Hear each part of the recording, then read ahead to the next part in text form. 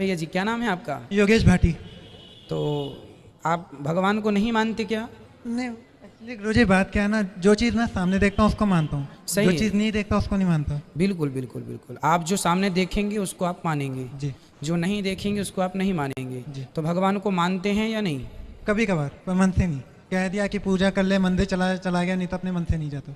अच्छा, ये आपके पिता हैं? जी।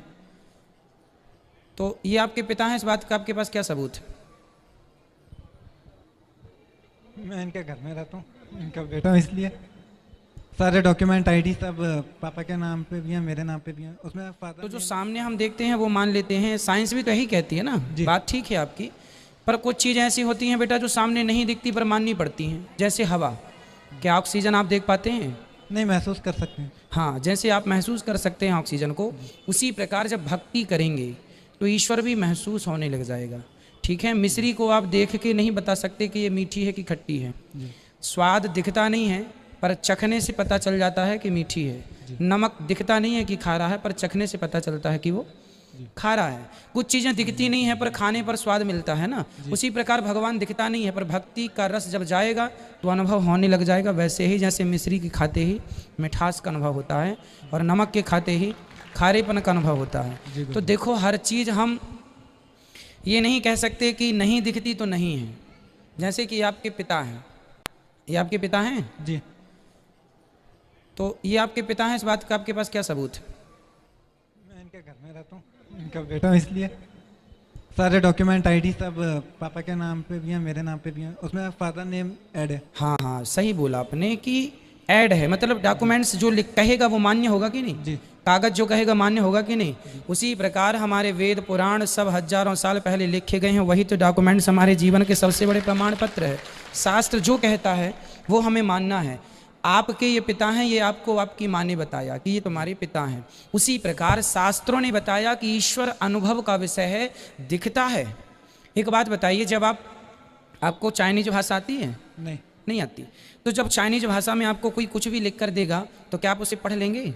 नहीं, क्योंकि आती नहीं है। उसमें चाहे कोई हमारी स्तुति लिखे या कोई गाली लिखे, क्योंकि हमें तो पढ़ना आता नहीं है, इसलिए हम उसे नहीं पढ़ पाएंगे। उसी तरह लिखा तो है पर चूंकि हमें पढ़ना नहीं आता तो हम नहीं पढ़ पाते। उसी प्रकार ईश्वर तो सब जगह है पर भक्ति की पढ़ाई हमें नहीं आती, इसलिए हम उसको पढ़ नहीं पा रहे हैं। है तो चूँकि हमारी कमी है, हमें चाइना भाषा नहीं आती, हमें संस्कृत नहीं आती तो हम संस्कृत नहीं पढ़ पाते, हमें उर्दू नहीं आती हम उर्दू नहीं पढ़ पाते, इत्यादि। तमिल भाषा, मराठी भाषा बहुत सारी है, पंजाबी भाषा।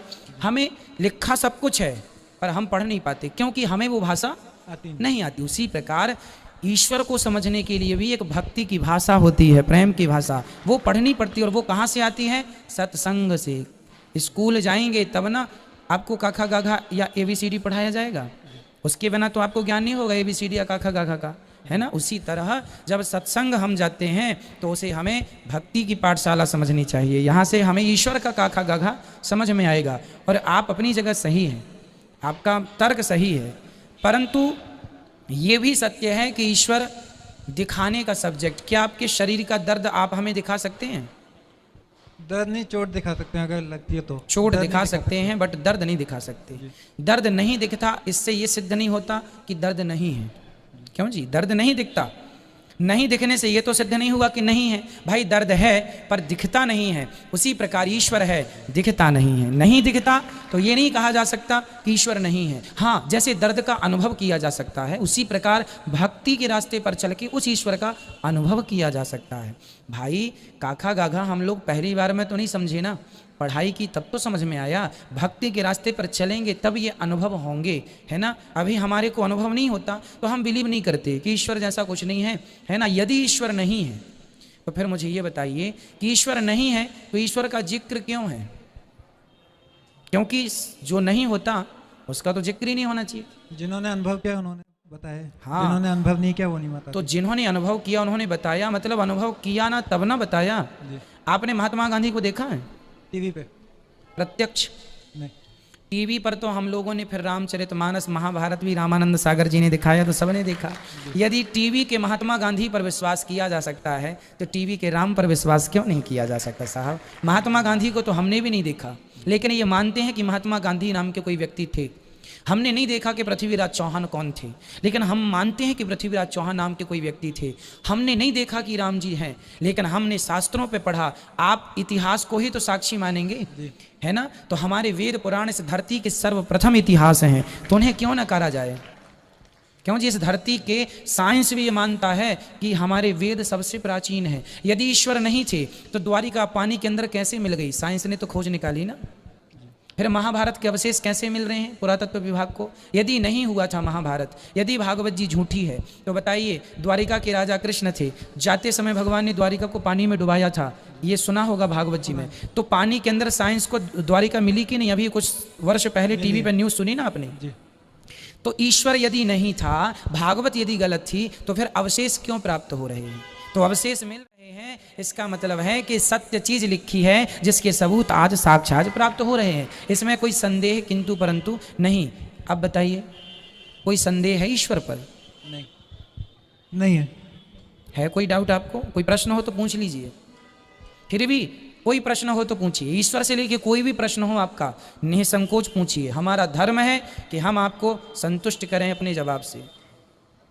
एक सवाल है, 28 साल में मेरे को खुशी कभी नहीं मिली, मतलब खुशी आने से पहले दुख में बदल जाती है। क्यों? तो जो छोटी बहुत है, भगवान ऐसा करते हैं, और जब वो बदल जाता है, नहीं होता, दुख होता है, तो पूरी श्रद्धा टूट जाती है। बोलता है यार है ही नहीं, जब भी तो दुख हुआ।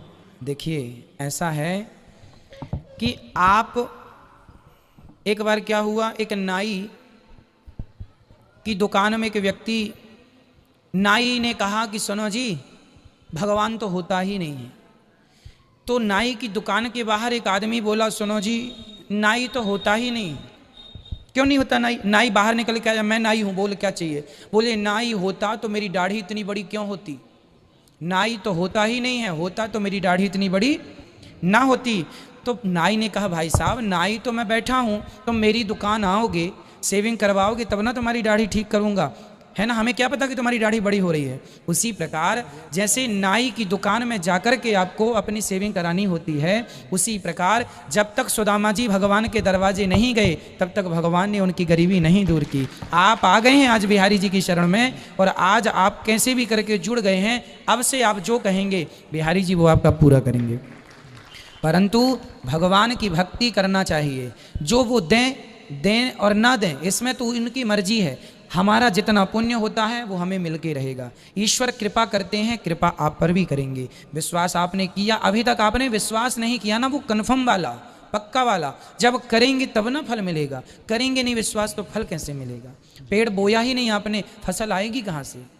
क्यों जी? बीज बोया ही नहीं आपने विश्वास का, तो फसल आएगी नहीं। ठीक है, खुश रहिए। गुरुजी, एक तो इनको थोड़ा शादी हो गई, आशीर्वाद दे दीजिए। बिल्कुल, भगवान आपकी गृहस्थी सुखी रखें, प्रसन्न रखें। वो भैया जी खड़े हैं, हम गुरुदक्षिणा लेना चाह रहे हैं चारों। बिल्कुल, भगवान सुखी रखें। कल सुबह 9 बजे आ जाइए। भैया को दीजिए पीछे माइक। आप सभी चैनल को सब्सक्राइब कर लीजिए और शेयर जरूर कीजिए।